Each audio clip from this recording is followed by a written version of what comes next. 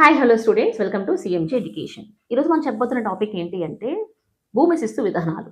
Okay, ఈ యొక్క భూమి శిస్తు విధానాల్లో మనకు వచ్చేసరికి ఏంటి అంటే పర్మనెంట్ సెటిల్మెంట్ యాక్ట్ అంటే శాశ్వత శిస్తు విధానం అని చెప్పేసి చెప్తాం కదా. అది ఏ ఏ ప్రాంతాల్లోని బెంగాల్, బీహార్, ఒడిశా ప్రాంతాల్లోని. ఓకే, అలాగే సర్జాన్సోర్ అండ్ అలాగే కార్న్వాలిస్ ఆ టైంలోనే వచ్చిందని చెప్పేసి చెప్తాం.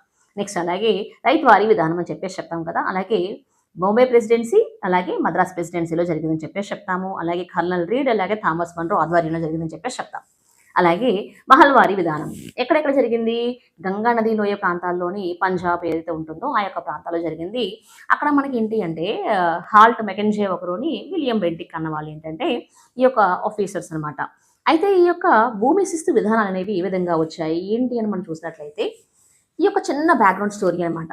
ఏంటి ఆ బ్యాక్గ్రౌండ్ స్టోరీని చూసినట్లయితే ఇండియాలోని తయారయ్యే చేతి వస్తువుల్ని కానీ లేదా ఇతర సరుకుల్ని కానీ ఏవైతే ఉంటాయో అవన్నీ కూడాను ఎగుమతి కోసం కావచ్చు లేదా కొనుగోలు చేయడానికి కావచ్చు, ఇవన్నిటి కోసం కూడా ఏంటంటే వాళ్ళకి కొంత అవసరం అంటే కొంత డబ్బు అనేది కావాలి వాటిని సమకూర్చుకోవడానికి. ఓకే, అయితే ఇప్పటి ప్రమాణాల ప్రకారం చూసినట్లయితే ఎక్కడ ఎవరు చెల్లించినంత ఎక్కువ స్థాయిలో జీతాలు కూడా చెల్లించి వాళ్ళ యొక్క పాలనా వ్యవస్థలోని సైన్యంలో ఉన్నత స్థాయి ఉద్యోగాల్లో వేలాది మంది ఇంగ్లీష్ వాళ్ళని నియమించుకోవడానికి కానీ, నెక్స్ట్ అలాగే తమ వలస పాలన ఏదైతే ఉంటుందో ఆ యొక్క పాలన అనేది గ్రామీణ ప్రాంతాలు కూడా దేశంలో మారుమూల ప్రాంతాలు కూడా చొచ్చుకుపోయేలాగా చేసుకోవడానికి కానీ అవసరమయ్యే పాలనా వ్యయాల్ని సమకూర్చుకోవడానికి కంపెనీ ఏంటంటే ఇండియా నుంచి మరింత రెవెన్యూ వసూలు చేసుకోవడం అవసరం అని చెప్పేసి అనిపించిందనమాట.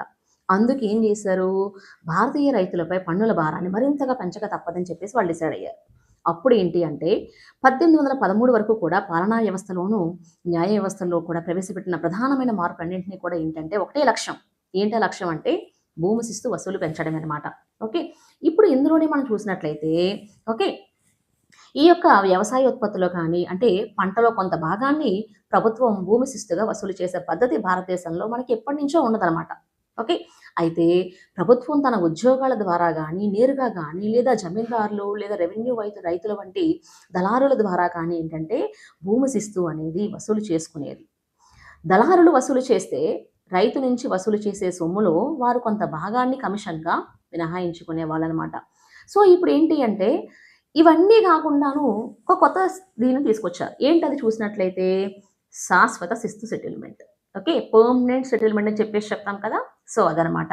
అయితే ఇది ఏ విధంగా వచ్చిందని చూసినట్లయితే మనకి 1765లోనే బెంగాల్, బీహార్, ఒడిశాల పైన దివానీ హక్కుల పేరిట ఏంటి అంటే ఒక రెవెన్యూ హక్కు అనేది ఆల్రెడీ పొందారు. ఓకే, ఈ యొక్క అప్పుడు మనం చేసినట్లయితే ఏంటంటే 1773 1773లో ఈ యొక్క భూమి శిస్తు వసూళ్లకు తానే నేరుగా